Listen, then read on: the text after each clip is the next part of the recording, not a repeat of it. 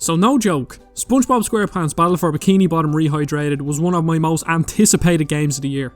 I guess it's pretty obvious because I dedicated a whole retrospective series to it. I've had quite an interesting week actually, alternating between The Last of Us 2 and Battle for Bikini Bottom. It was a great palate cleanser for when I wanted a break from the depression of The Last of Us. I just uploaded a retrospective on the original, so if you want to hear my thoughts about the original game, check that out. This video will focus on the remake, looking at things like performance and what I think Purple Lamp did well and what I think they failed on. Hi everyone, my name is Adzi. I'm getting so close to 300 subscribers, so thank you so much to everyone that has supported me up to now. I really appreciate it. So subscribe if you like what you see. Now, let's talk about Battle for Bikini Bottom Rehydrated. So let's get the good out of the way. This game is fecking beautiful. Just look at all of these colours. I can't gush enough about the visual presentation. Firstly, the character models are unbelievable. The texture work is phenomenal. You can see all the pores on SpongeBob and Patrick so clearly, as well as some treads on clothes. And don't forget, Squidward's nose jiggle physics. The enemies are the exact same. Really nice textures and exaggerated animations, giving them loads of personality. The designs in the original were fantastic, so seeing them in full HD glory is a really nice treat. The bright levels, which look good in the original, are about 50 million times better in the remake. Take a look at Jellyfish Fields in downtown Bikini Bottom.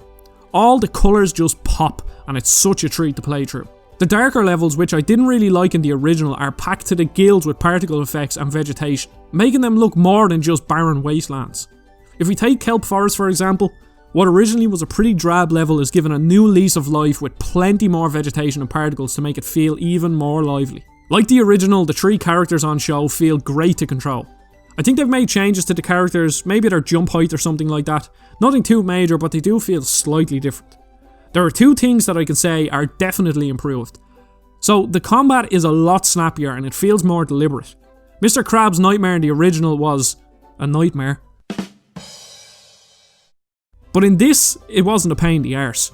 As well as this, the slide physics feels so good. Pardon the pun, but it felt too slidey in the original. The turning in Rehydrated is so much better and saved me plenty of frustration. Lastly, the ball power up feels kinda like a side move. What I mean by that is, the handling is much improved, but how the ball interacts with terrain feels just a bit off. It's almost like SpongeBob's nose interacts with the ground, and you bounce off the ground at random, so it was like 1 step forward and 1 step back. The one really frustrating thing about the gameplay is the amount of knockback when you get hit. You get absolutely bamboozled halfway across the map when you get hit. Now, the not so good. Just like the original, this game was rushed, and it's pretty obvious. According to Shift, Purple Lamp were given like 11 months to build this game from the ground up. Like, this just isn't enough time. I'm assuming THQ Nordic wanted the game to coincide with a new film release, which got delayed, so why not give Purple Lamp more time? While I don't agree with some of the scores I've seen this game get, loads of these could have been avoided if they were given a few months to polish the game. At first glance you wouldn't think the game is that broken, but it has some weird glitches. One time I was charging up a ball and walked into a platform, and I got locked out of controlling SpongeBob. I could walk, but I couldn't jump or attack, so I had to reload the checkpoint. It's not that big an inconvenience, but the game is lacking a certain level of polish. Sandy's swing animation just isn't good. It warps you to the grapple point at a really weird angle, and it just feels off.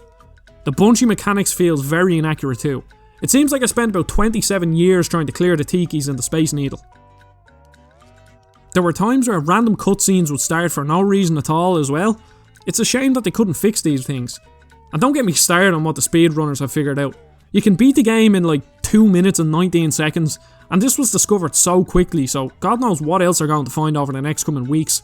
It's kind of a shame. Don't get me wrong, I feckin' love this game. The levels are fun, writing is great, and overall level of charm is class. But I guess I was just expecting a bit more polish that just isn't there. Do I think the game is worth €30? Absolutely. To me it's a perfect price point.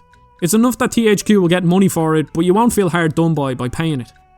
I just hope that THQ have a future plan for SpongeBob and Purple Lamp Studios. What I'd love to see is something similar to Activision and Crash. Gauge sales with a remake and then let the developers work on a brand new game.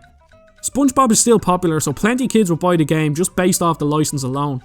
So let's hope Purple Lamp use what they learned here to make an even bigger and better game. So overall as a remake, I think it's really good.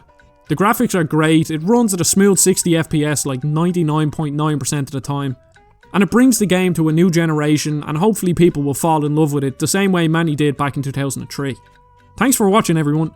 If you want me to do a video in the style of my retrospective on this game, then let me know and I will do it. I seriously appreciate your time. Don't forget to like and subscribe, and I'll see you all in the next video.